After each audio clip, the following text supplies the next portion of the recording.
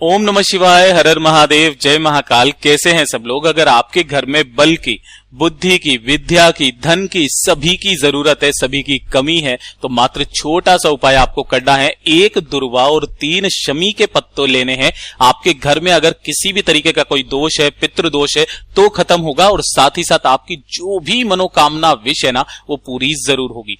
पूज्य गुरु जी की कथा से सुन करके और समझ करके पूरे उपाय को बड़े ही विस्तार से बताऊंगा, परंतु उससे पहले आप सबसे एक छोटी सी गुजारिश करूंगा कि जो लोग पहली बार आए हैं, चैनल को जरूर सब्सक्राइब कीजिएगा और वीडियो को लाइक करके महादेव जी का कोई सा भी प्यारा नाम कमेंट बॉक्स में लिखना मत भूलिएगा। आप सभी को पता है कि अभी जो चल रहे हैं वो चल रहे हैं श्राद्ध पक्ष, जिन्हें पितृपक्ष के भी नाम से जाना जाता है, और कल है चतुर्थी, है ना। तो चतुर्थी अपने आप में ही बहुत बड़ा महत्व रखती है, श्राद्ध पक्ष की चतुर्थी का, है ना।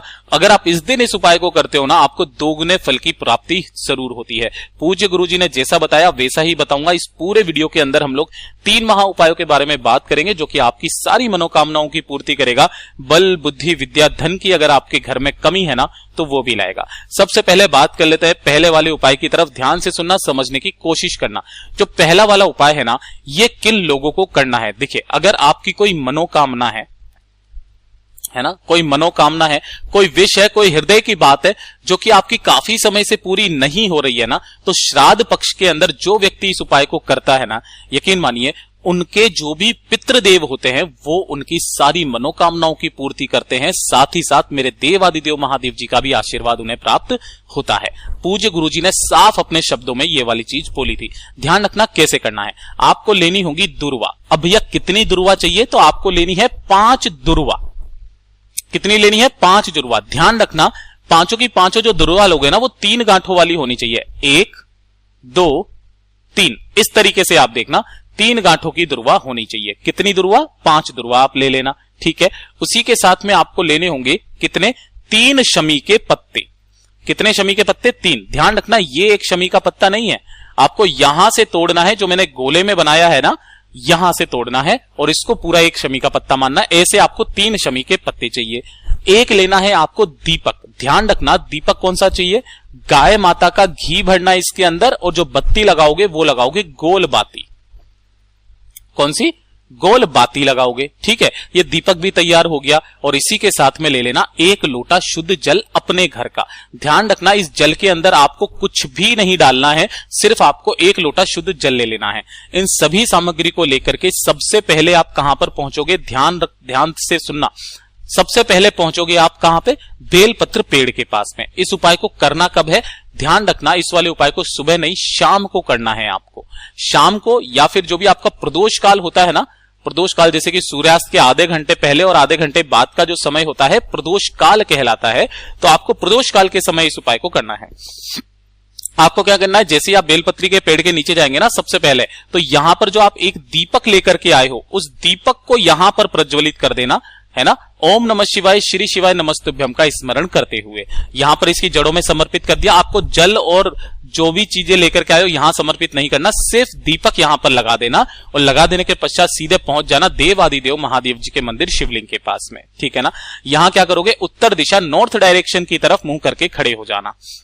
खड़े हो गए, उसके पश्चात सबसे पहले जब भी आप मनोकामना पूर्ति के लिए उपाय करते हो ना, 1 लोटा शुद्ध जल मेरे देवादिदेव महादेव जी के ऊपर समर्पित करना। ओम नमः शिवाय, श्री शिवाय नमस्तुभ्यम पंचाक्षरी मंत्र या षडाक्षरी मंत्र का स्मरण करते हुए ये कर दिया। अब अपना दाहिना हाथ खोलना। उसी दाहिने हाथ में आपको क्या करनी है? 5 दुर्वाएं एक साथ रखना, और तीनों की तीनों शमी पत्र एक साथ रखना, है ना। उसकी मुट्ठी बांधना, अपना नाम और गोत्र बोलना, मेरे देवादिदेव महादेव जी की शिवलिंग को देखते हुए अपनी मनोकामना कहना, है ना। देखते हुए अपनी मनोकामना कहना। शिवलिंग पर ऊपर की तरफ टच करके, कहां पर?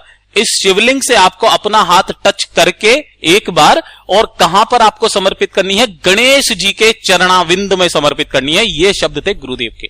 कहां पर?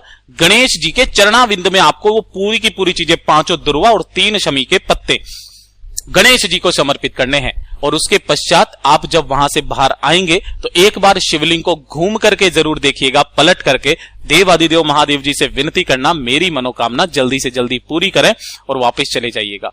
देखिएगा आपकी मनोकामना श्राद्ध पक्षों में ही पूरी हो जाएगी। इतना अद्भुत और अचूक उपाय है, जरूर कीजिएगा। बात कर लेते हैं दूसरे वाले उपाय की तरफ। ठीक है, दूसरे वाला उपाय किन लोगों के लिए है कि अगर आपके घर में है ना धन संपदा की कमी है, धन संपदा, या फिर आपके घर में कोई बच्चा है जिसको बल बुद्धि की कमी है ना, पढ़ाई लिखाई नहीं करते कोई भी बच्चे, काफी बार ऐसा करके कुछ हो जाता है ना, बल बुद्धि विद्या नहीं होती है, उन्हें विद्या नहीं आ पाती है, या कोई बच्चा मंद बुद्धि है, तो घर में कोई ना कोई नेगेटिव एनर्जी का होना पॉसिबल है। उस घर में एक पॉजिटिव माहौल बनाने के लिए गुरुदेव ने साफ कहा, पॉजिटिव माहौल बनाने के लिए, ताकि उस घर में हमेशा बल बुद्धि विद्या धन हमेशा बना हुआ रहे ना, इस काम को करना पितृपक्ष के दौरान, है ना। और चतुर्थी तिथि है, इसको तो जरूर करना। ठीक है, ध्यान से सुनिएगा। आपको मात्र एक दुर्वा लेनी है। कितनी दुर्वा? एक दुर्वा।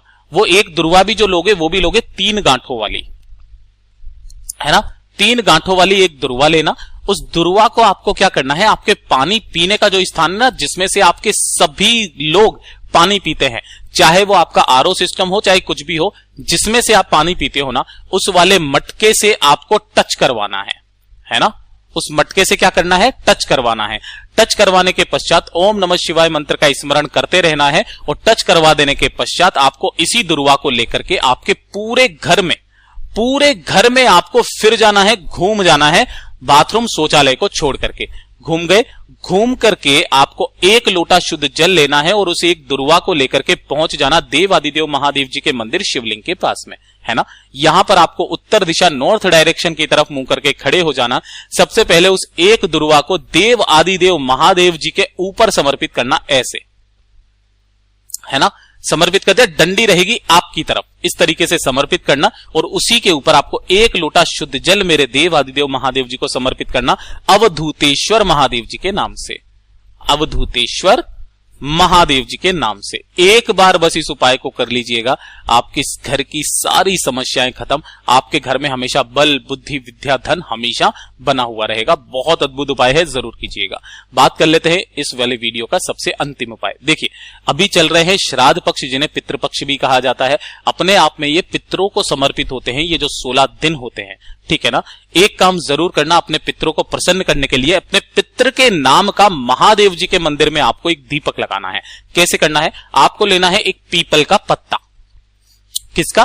पीपल का पत्ता। ध्यान रखना, इसको धोना नहीं है, जैसा आप तोड़ करके लेकर के आओगे ना वो का वही, लेकिन टूटा फूटा या खंडित नहीं होना चाहिए, ठीक है।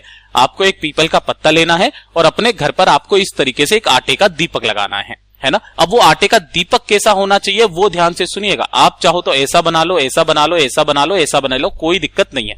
सभी के अंदर आपको इसके अंदर लगानी है गोल बाती, है ना।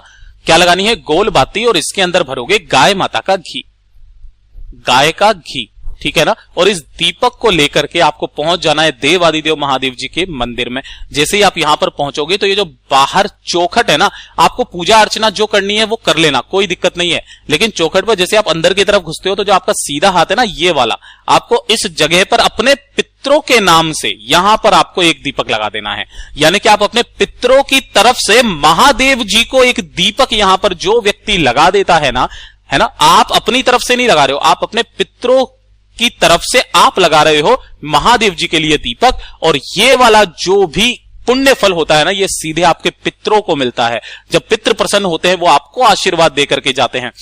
और जिस घरों के पितृ देवों का आशीर्वाद उस घर पर रहता है ना, उस घर को किसी कोई उपाय करने की जरूरत नहीं होती है। उस घर में हमेशा धन संपदा वैभव बढ़ता रहता है, परिवार की उन्नति बढ़ती रहती है।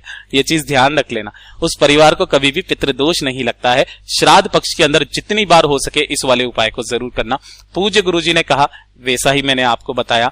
वीडियो पसंद आया हो तो लाइक जरूर करना, चैनल को सब्सक्राइब जरूर कीजिएगा। मैं मिलता हूं आपसे अगले वीडियो में, तब तक के लिए ओम नमः शिवाय, जय महाकाल, जय शिव शंकर, श्री शिवाय नमस्तुभ्याम।